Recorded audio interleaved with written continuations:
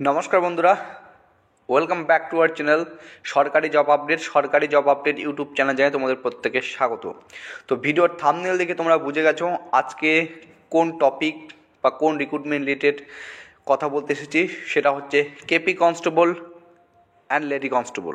ঠিক আছে, recruitment to the post of constable and lady constable in Kolkata police 2022। তো এই সংক্রান্ত একটা লেটেস্ট আপডেট তোমাদের সামনে নিয়ে আসছি। তো তোমাদের প্রত্যেকেই বলবো ভিডিওটি অবশ্যই শেষ পর্যন্ত দেখার। যেটা সবথেকে গুরুত্বপূর্ণ প্রশ্ন যে কত সংখ্যক পরীক্ষার্থী এবার কলকাতা পুলিশ কনস্টেবল এবং লেডি কনস্টেবলের এক্সামে বসেছে। তো যে তথ্যটা বা যে ডেটাটা আমি পেয়েছি সেটাই তোমাদের সাথে শেয়ার করছি।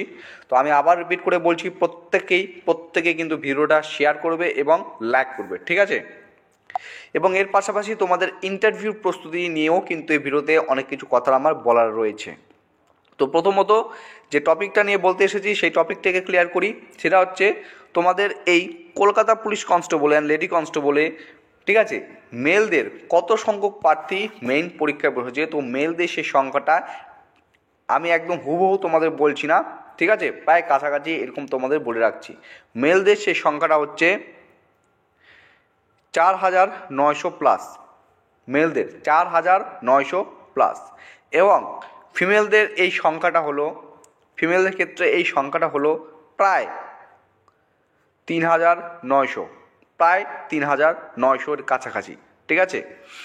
তো এই হচ্ছে যতটুকু আপডেট আমার কাছে রয়েছে বা পেয়েছি সেটাই তোমাদের কাছে শেয়ার করার চেষ্টা করলাম।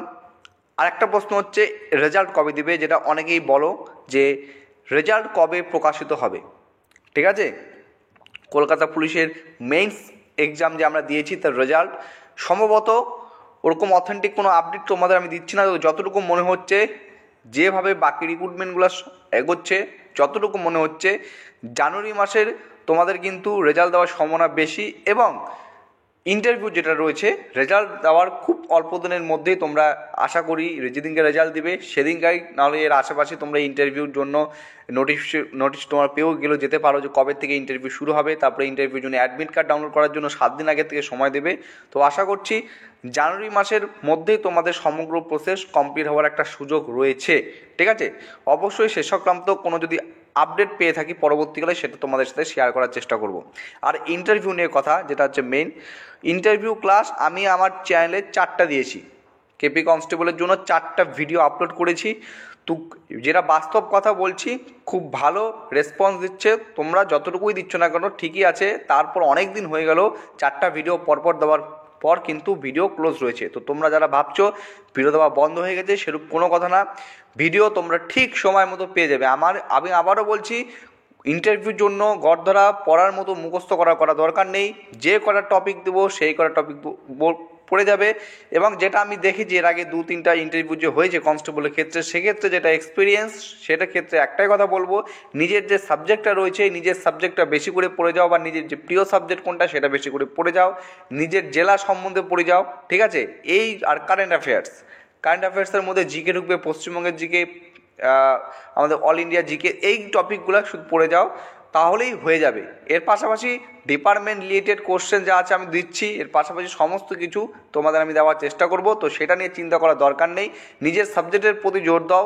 কোন সাবজেক্টটা তোমার প্রিয়, বা তুমি অনার্সে কোন সাবজেক্ট করেছো, বা শুধু উচ্চ মাধ্যমিক পাস করে থাকলে উচ্চ মাধ্যমিক কোন সাবজেক্ট ছিল এবং তার মধ্যে তোমার কোন সাবজেক্টটা বেশি ভালো লাগে, বা কেউ যদি কোনো জবে থেকে থাকো, বা কেউ যদি কোনো কাজ করে থাকো এর আগে, তো কোন প্রফেশনে যুক্ত ছিলে সেখান থেকেও তোমাকে প্রশ্ন করতে পারে। তো ইন্টারভিউ নিয়ে চিন্তা নেই, দিয়ে দিব হাতে। আশা করছি 15 থেকে 20 দিন যদি সময় পাই, সেটার জন্য আমাদের ইন্টারভিউর জন্য এনাফ, ঠিক আছে।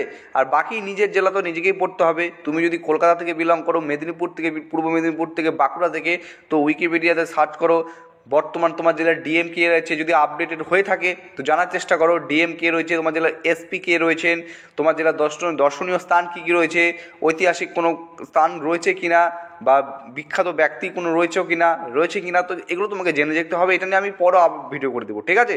তো অত তাড়াহুড়া করার দরকার নেই, সময় আছে, আমরা ধীরে ধীরে প্রস্তুতি নিজেকে তৈরি করবো, ঠিক আছে। আজকের ভিডিওটি এতটুকুই ছিল। যদি ভিডিও ভালো লেগে থাকে অবশ্যই লাইক করবে, নতুন হয়ে থাকলে চ্যানেলটিকে সাবস্ক্রাইব করে অবশ্যই পাশে থাকার চেষ্টা করবে। জয় হিন্দ।